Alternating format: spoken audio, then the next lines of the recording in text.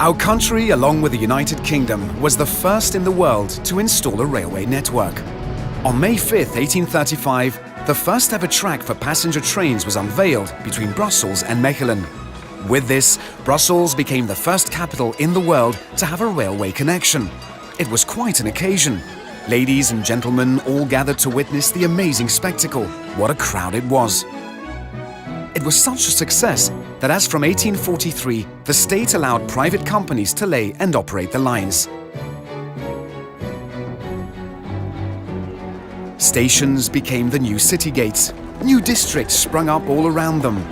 The railway transformed people's lives.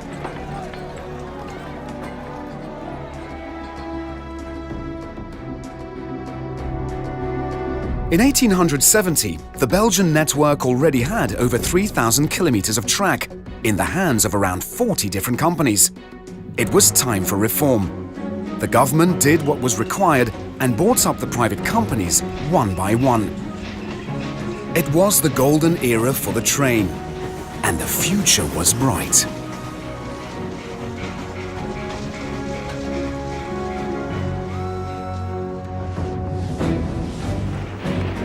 The threatening thunderclouds of the First World War loomed on the horizon.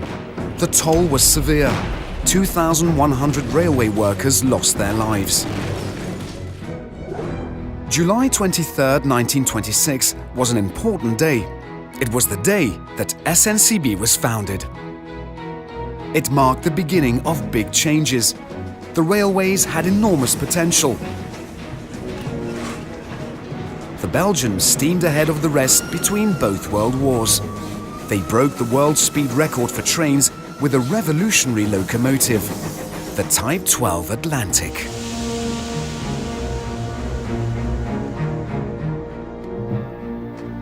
During the same period, in 1935, the first electrified line was completed. It ran between Brussels and Antwerp.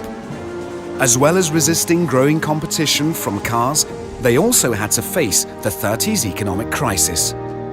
Then came the sounds of marching and bombs. The Second World War. SNCB was forced to operate under German supervision.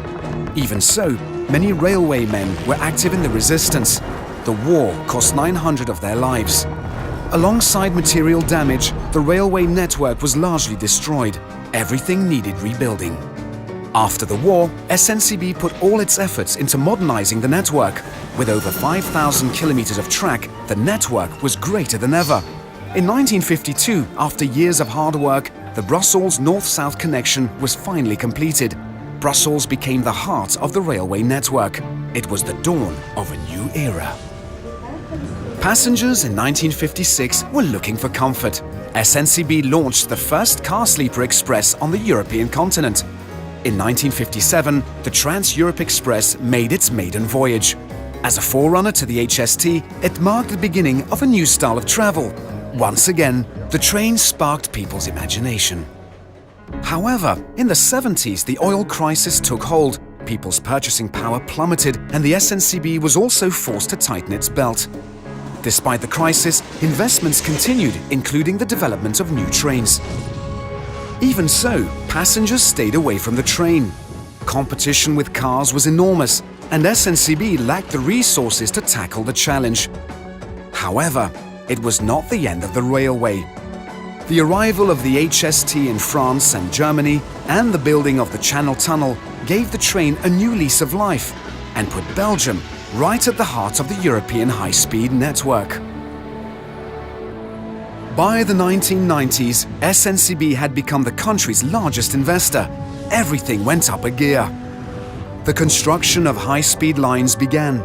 Stations were modernized. The railway network was thoroughly renovated. And faster, more comfortable trains were introduced. Thalys and Eurostar went into operation. In 1997, the first high-speed rail line opened between Brussels and France. Journeys at speeds of up to 300 kilometers an hour changed Europe, and Europe changed the railways. Both in 2005 and 2014, the old SNCB was transformed to face future challenges, such as European rail competition. In 2009, the high-speed rail lines to the Netherlands and Germany were completed. and the new stations in Antwerp and Liège were unveiled. Other large projects continued, such as the Réseau Express Régional. In 2010, the Belgian Railways celebrated its 175th anniversary.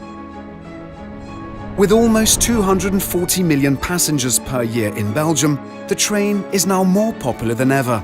There has been a great evolution in the train itself over the years, but it has also changed our way of life. The train has many benefits: comfort, safety, and it's environmentally friendly. Thanks to the train, you are mobile. Yesterday, today, and tomorrow.